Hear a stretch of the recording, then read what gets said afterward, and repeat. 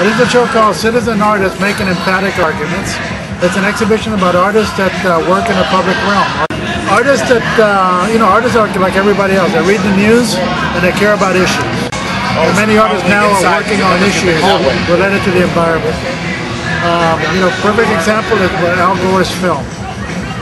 Al Gore spent 10 years with a slideshow going around to showing the slideshow nobody cared about it. He couldn't make it work. He couldn't make the message work.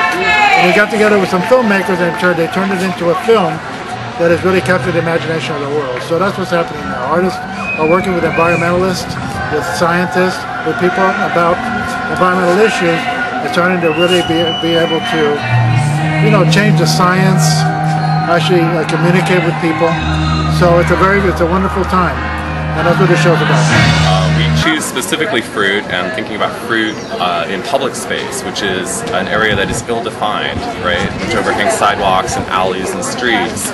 And we question who owns this fruit, the homeowner whose house is in front of it, or the city, or the public at large. And we use that thesis, or that concept, to look back at the history of America and some of the history of the world, and think about the future and our relationship to how we as a public and as individuals relate to the food we eat. In addition, we do photo series like you'll see in this show.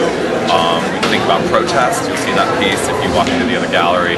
And then we do a lot of mapping, and we invite the public to map their own neighborhoods, and then we will distribute them, of course crediting whoever the authors are. So, Fallen Fruit is sort of about this exploration on many levels of ownership, property, the social rituals of food, the symbolic meaning of fruit as a cultural object, and about the city. It's really about the city.